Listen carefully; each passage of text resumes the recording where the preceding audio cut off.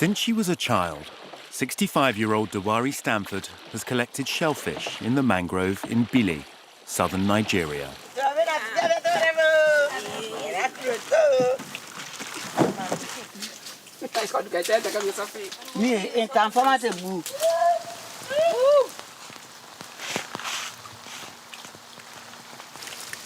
When I was small, when we go to school, when recess don't come, we go inside bush, they go pick some. After that time, small, when I come be woman, when I don't turn to better person, I come begin to go with my mother, with some. Sometimes we go ask some, crayfish. When they come, they go. They come, they go. So, call reach one certain time, 2:11. When we go now, we don't kill anything again.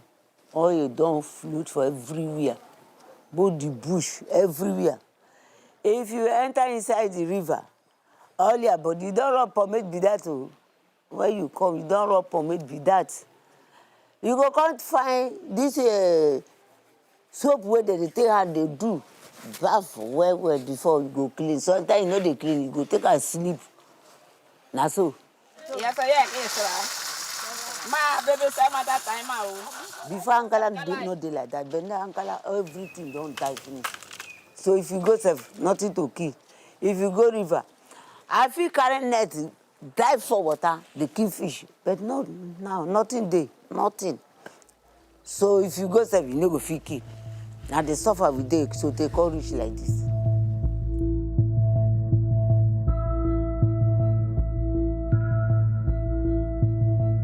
For more than 70 years, multinational oil companies have been drilling in the region.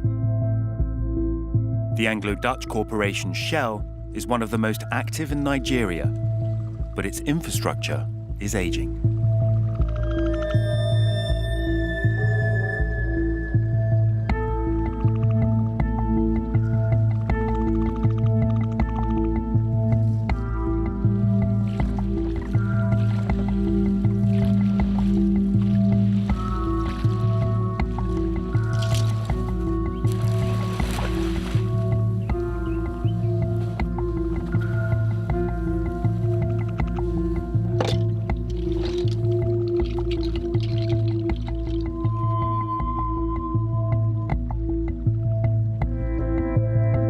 Here in the south of the country, the River Niger meets the Atlantic Ocean after its 4,000-kilometer journey.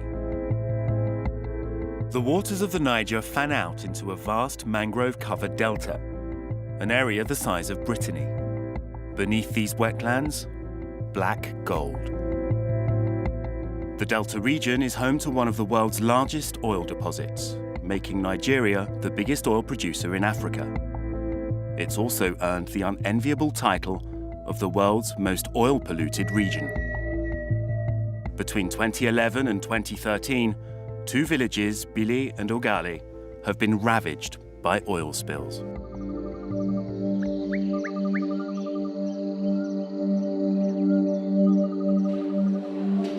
Dr. G.E.I.E. Briggs specializes in diseases related to hydrocarbon exposure at the University Hospital in the capital Port Harcourt. Today he's examining Esther, a midwife from Ogale, and her 10-year-old son. We already know that the water in Ogale is polluted. You know, sometime in 2011, United Nations Environmental Program did a study and they took some water samples from Ogale. And they said that the water in Ogale community has what we call hydrocarbon. This hydrocarbon is in excess of over 900 times what World Health Organization approves to be in water. You understand? So I'm believing and I'm suspecting that this skin itching and rashes that you and your son are having may be due to the contaminated water that you bathe with in Ogale community. So taking a very deep breath out. I feel bad because I sense injustice people in oil-bearing communities in the Niger Delta have not benefited anything from the business of oil and gas exploration and exploitation in their communities. And then I feel even more terrible because as a medical doctor and as a public health physician, they come and there is little or nothing I can actually do to help them. Please lie down. It's not paining, is it? Yes. So why are you scared now? Lung cancer is on the increase, blood cancer, bone cancer, cervical cancer, breast cancer is on the increase. And the age of onset of most of these diseases is reducing. So we are seeing it even in younger people. Yeah, good, let me know. Young adults less than 10, 20, 30 years coming down with cardiovascular diseases, kidney diseases, heart problems and all that. It never used to be so. We used to see such things in people in their 50s, 60s, and 70s. Young people, they are crying, they are from Niger Delta, they are crying, they come from communities that are oil bearing. And then the oil companies, the multinational oil companies, they conduct their business with reckless abandon, not following standards for environmental safety. So I really feel bad. I would advise that you don't bathe with the water in Ogali. If you have what it takes, get water from somewhere else that is not polluted, that you use for drinking, for bathing, and for cooking. That's the only way. How can we do, since we don't have money, because all those things is a problem to get money, to go to outside and fetch water. So I don't know what to do because it's a big problem for us.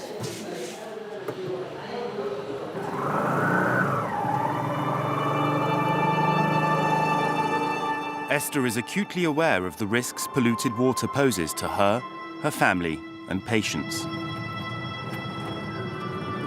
Despite her money problems, she now hires a taxi bike to collect clean water from further afield.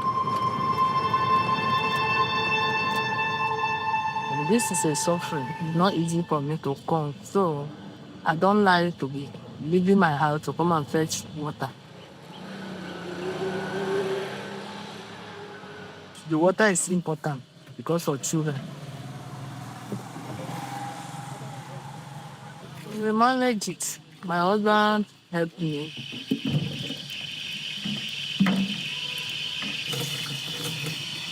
This organic problem must end because as a rule, organic as a rule, we don't have water to drink. So share know what to do. They should do something that is good for us.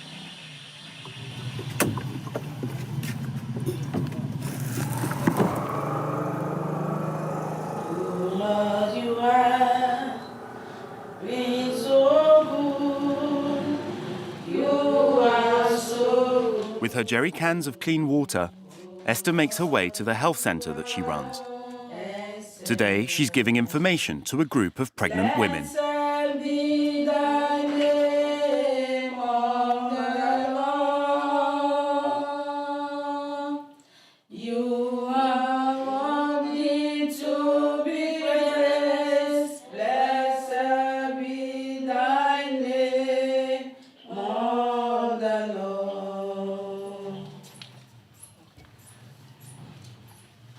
The water that is here is not good. So what I normally do that water that I carry it from, I don't bathe children because it can affect them. It can destroy the life of children.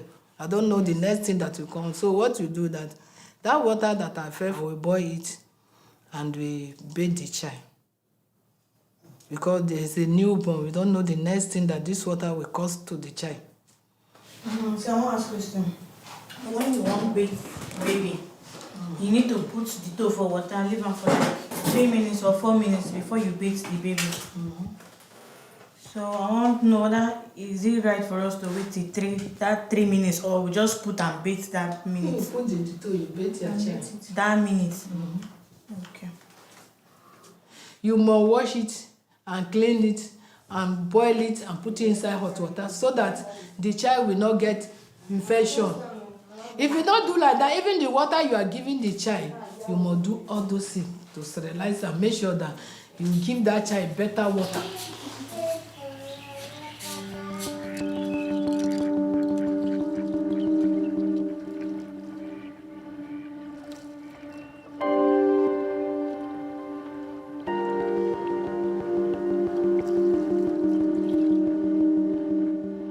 Esther and Dewari are members of a group of residents who are suing the company they believe is responsible for the disaster, Shell.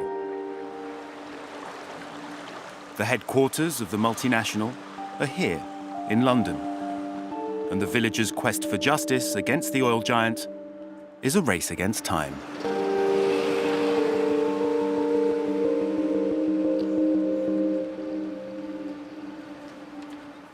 Communities are suffering. Shell has refused to pay compensation to them for the destruction of their environment and their land. How long can they continue to be patient to receive compensation from Shell? We want justice for the Bile community. We want justice for the Ogale community. We represent about 13,000 individuals from 2 communities in the Niger Delta. So the Bile community is a fishing community where we represent about 2,500 individuals. They claim that Shell's pollution has completely devastated their mangrove environment, which supported the fish they used to fish, and they're no longer able to support their livelihoods, no longer able to support their families. So we represent that community, and also the Ogale community, which is a community in Ogoni land, where they have particular problems with their drinking water. Shut down! Shell! Shut down! Shell! Shut down! Shell! Shut down! Shell! Shut down! Woo! No doubt there are other places in the world that have serious pollution, but the Niger Delta has been described as, and is recognized as, the most polluted place on Earth. Who do we want to clean up? We want Shell to clean up. Who do we want to clean up? We want Shell to clean up. Who do we want? Shell have been exploiting oil there for over 70 years now, since before the colonial era ended. And we have a position now as well where Shell is looking to divest. It's looking to leave the Niger Delta, looking to move away from its operations in Nigeria, leaving behind this chronic environmental situation.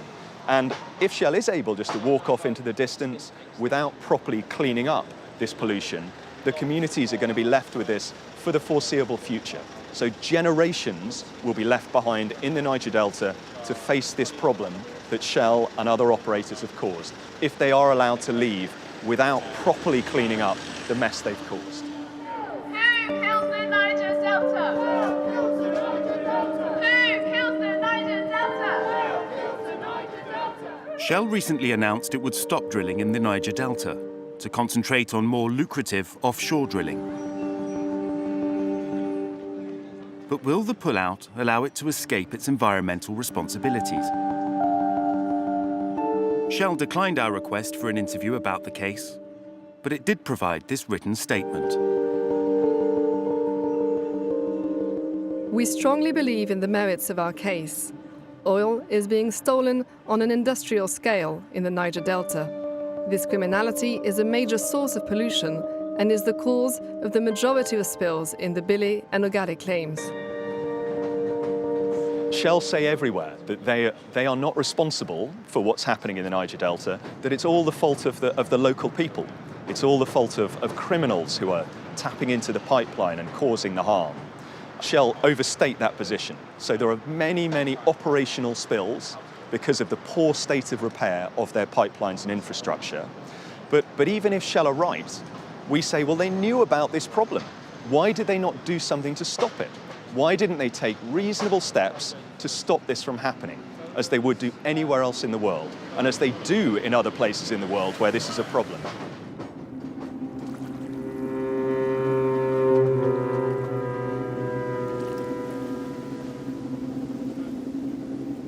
Facing the destruction of their livelihoods by oil spills, some residents turn to pipeline sabotage and illegal refining.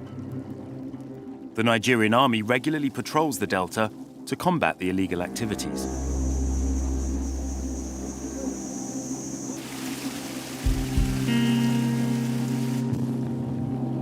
damaging effect of these illegal refineries is very much. You can see the environment. It has destroyed the whole environment. Commercial life in the creek might not be possible. Aquatic life is destroyed.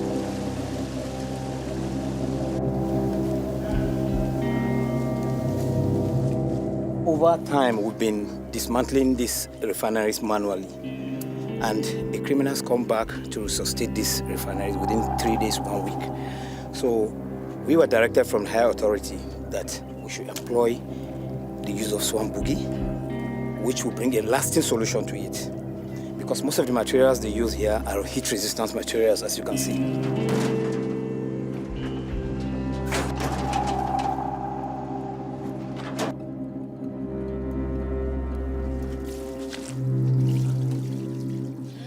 "38-year-old Kingsley Ogaranya used to work for one of these gangs. He earned a living illegally refining oil, using makeshift equipment. So when they look and say, where would they? We looked at our lives and realized that we have nothing to do. We couldn't farm, we couldn't fish. We looked for jobs, but there was nothing to do. Where would they? So that brought, the government didn't care about us. When they follow and they work with other boys when they bring from Bayelsa come. Really, they work and get for so we joined one of our brothers to start working in an illegal refinery. I be boatman when the product don't come out. The Ija boys are the ones that do the work. But me, I'm a boat driver. So my job was to transport the cooked product with my boat to where we sell. Because of the level of the first time I got to the place where the illegal refinery was, I was very scared. I was scared of the size of the fire used to refine the crude oil. The scariest moment happened 3 weeks after I joined the gang. 3 people were burnt in the flames. Fire come burn 3 persons.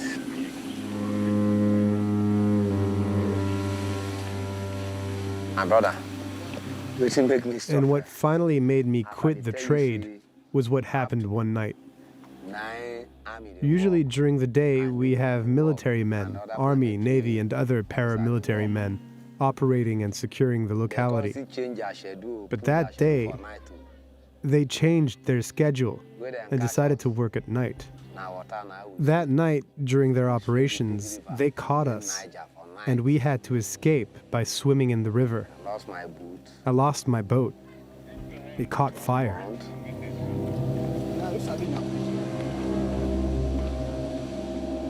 I've decided. So that day I quit and left the illegal business. With the business. Kingsley is no longer a member of the oil trafficking gang. Today he works for a Nigerian NGO, which helps get young people out of the illegal refining trade. The NGO's director, Fine-Face Dumnamene, travels the villages of the Delta to try and convince them. What is it that we want to achieve? We don't want you to go back to pipeline vandalism. We don't want that. We want a cleaner environment. Because you remember, you mentioned that you also do fishing as one of the things you do. When there is pollution in the river, crude oil, you can't be able to fish. You can't get the fish. So while you are making money from pipeline vandalism, you are making other people who are into fishing and farming to lose their own means of livelihood. These are the things the gap we are trying to bridge to ensure that we have harmony with nature.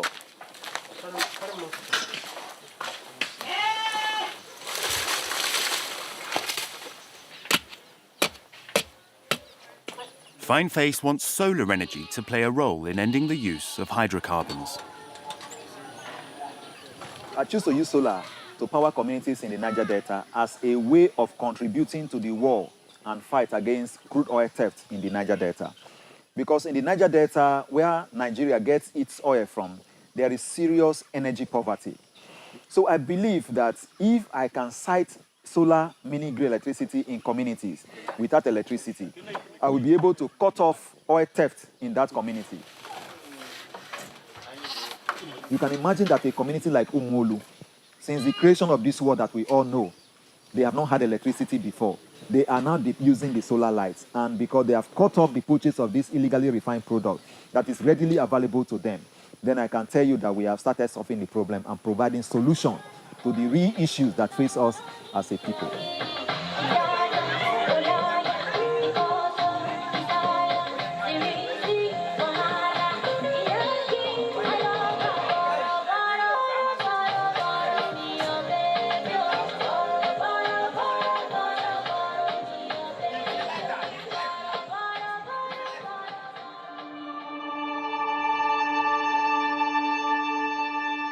A stone's throw from Bili and Ogale is the village of Bodo.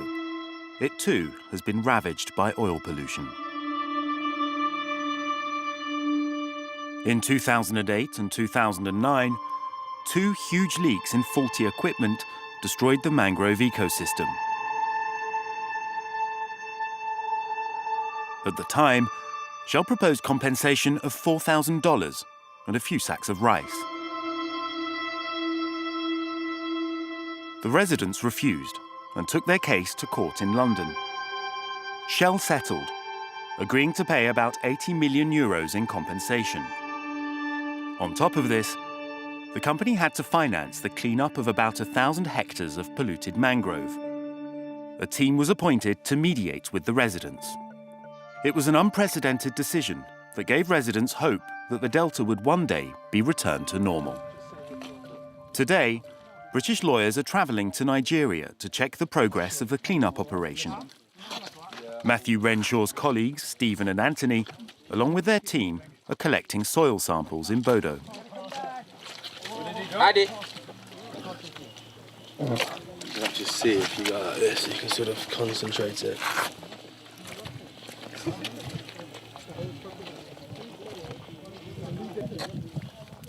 Oh yeah, I kept the glove. The glove is here.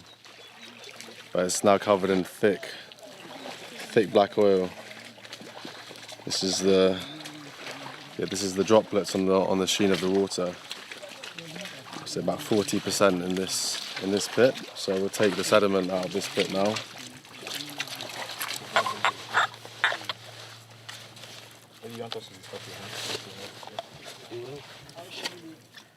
So here we're taking samples from 3 different depths at a pit which has been dug near the shoreline to understand how much oil is in the sediments. Go ahead, Nick. Lovely, lovely sediments.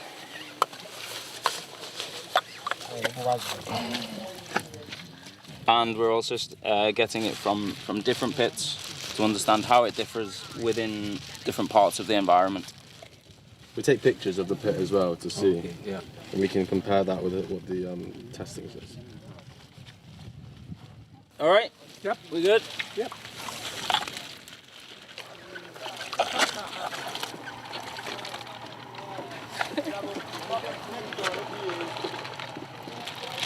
Philemonic, can you hold that? Can you hold the open victory and let Philemonic?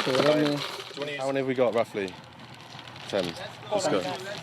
It's not enough. Okay, we'll put it in the ice. Or protect this one. We'll put it in the ice and then We're also sending the animals that we're taking. We will send them to the labs and they're going to tell us exactly how much oil is in the soil. And we're going to use that to understand how much risk our clients face from the oil which is going to remain here after the cleanup which is being done. That's going to be used in court proceedings between the Bodo community and Shell. We will use the results to understand as well for our clients how much risk they're facing from the oil which is going to remain here.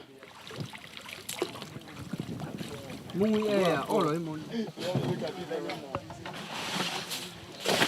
wait, FYI, these are 160.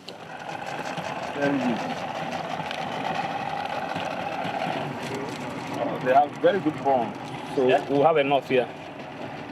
So this will definitely complete the one. Okay, great. So but I told them to just do one more time. You see these big ones? These ones will give us a better weight. Better readings. Oh, still active. Some people do eat this fresh one. Should I have some sushi? Sushi. Sushi and oil.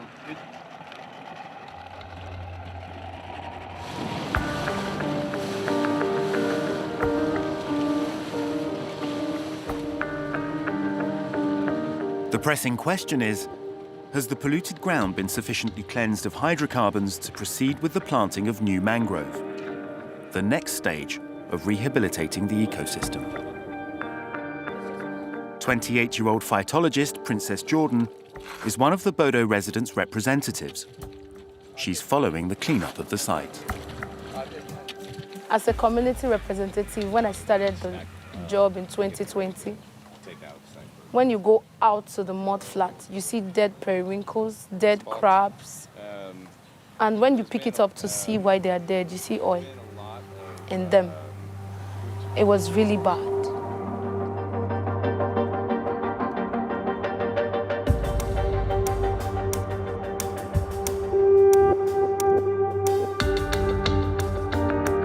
I remember going to the farm with my grandmother, and her farm was always across the river.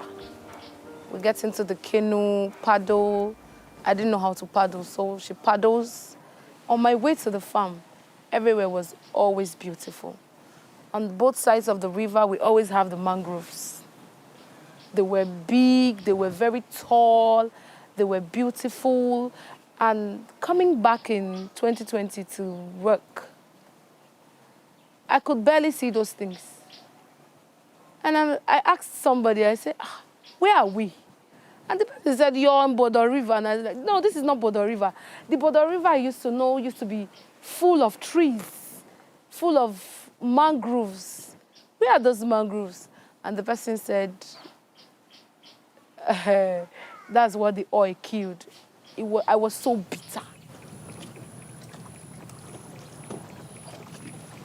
Mangroves are useful, very, very useful. Not just for the cleanup, for the environment. They absorb a lot of carbon. And you know what it does? They kind of purify the air around the environment so that you can breathe in fresh air. So I think, if you ask me, I would say mangrove is the mother of the creeks. Princess is also a business owner. She heads up a nursery producing mangrove plants.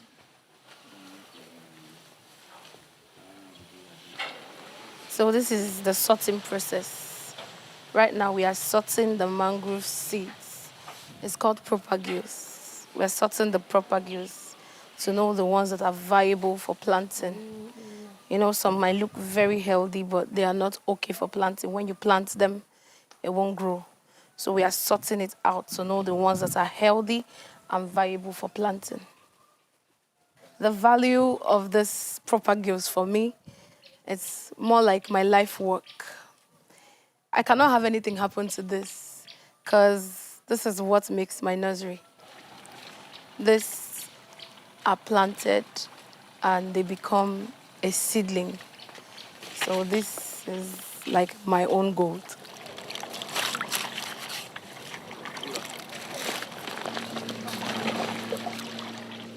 The quality of the water here is very okay. Okay for a nursery, okay for everything.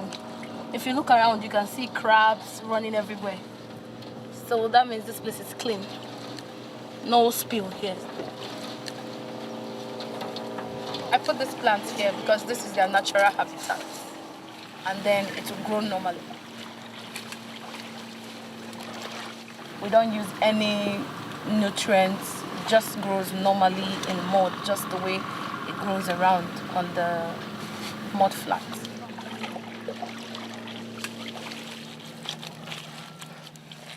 Once the seedlings are strong enough, the teams will replant them in the clean mud flats. A delicate operation.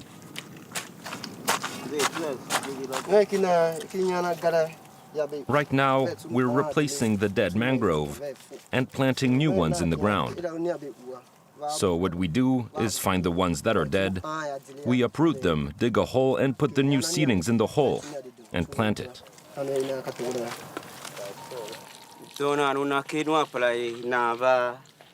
Another thing that makes us happy is the green vegetation you can see here. We have a saying, our creek is our pride.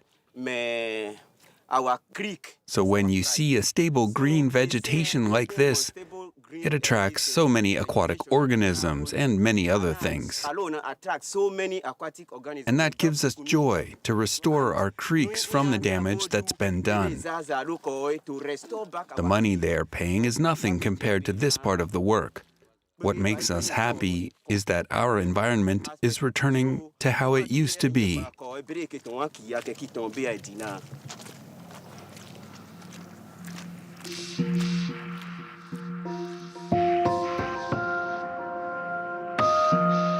After getting off to a difficult start, the cleanup and replanting program financed by Shell is beginning to yield results.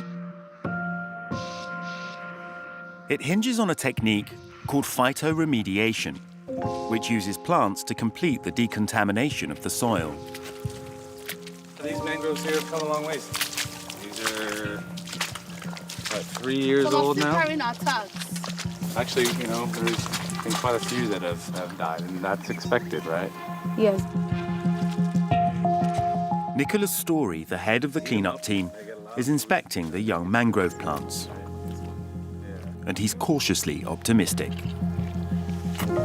Like, imagine how big these mangroves are going to be. Like, these three right here, Yeah. they're all going to be touching each other. This one, they're all going to be overlapping. Yes. Right, and so one of the things with the mangrove monitoring that we're doing, right, if there is a large die-off, right, we come in and investigate it. And so the reasons are, you know, oiling. Maybe the remediation didn't do that well. Yeah. And then that's a hot spot that we have to come and flush, right? So that's something I'm working on right now. Okay. We expect over time that, or we know that over time, the level of hydrocarbons in the sediment is going to come down a lot more, but it just takes time, right? So that's one of the big points of this project is phytoremediation. So there's no way that we can get all the oil out here. It's impossible. Very. Absolutely impossible. Yeah. So we get it down to a level to where the mangroves can survive, right? Then over time, there's natural attenuation, right? And then also phytoremediation via the mangroves themselves. Yeah. So it takes a long time, but it'll happen eventually.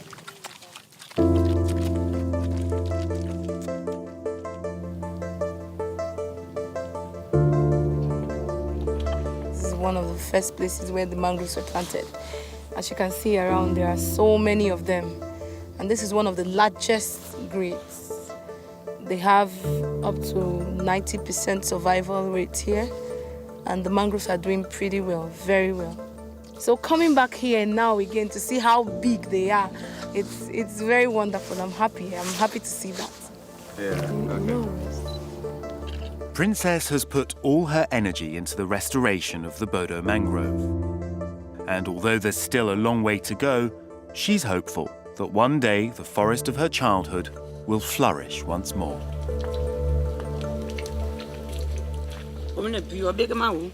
In Bile, the fishing community is looking forward to the case against Shell. Residents hope that the court will find in their favour and that they too will get compensation and the restoration of their mangrove, like in Bodo. For the sake of her 7 children and many grandchildren, Dewari Stamford has placed all her hope in the British lawyers. I go join because now we are the stay. We are the live, and we are my papa and mama born me. So I no go fit when they fight. Okay, when they fight, I go run. When better come, I come. No, I must join them. Even though I know sabi right, I go take my finger, press them. When I press them, I so they, I must support. Yeah, when we win case, everybody done better now. Me say my belly don't full. My children don't belly don't full. They go school well. Now when money not do it, some no go school again. I make I like the case to do. I know say. The fight for justice for the children of the Niger Delta continues. Far from their polluted shores, their future is not only being played out in a British court, but also here, among the young mangrove shoots in the village of Bodo. I want Bodo to be a better place. I want it to be the way it used to be. Just protect the coastal line. So Bodo has not recovered fully from the spill. They are just in the recovering process. Recovery takes time. And I just hope all these mangroves here will survive and everywhere is going to go back to normal. I do all this for my daughter Beulah, to be able to tell people around her, her friends she's going to meet tomorrow, and her own children that her mother was part of this. So yes, I do this for her.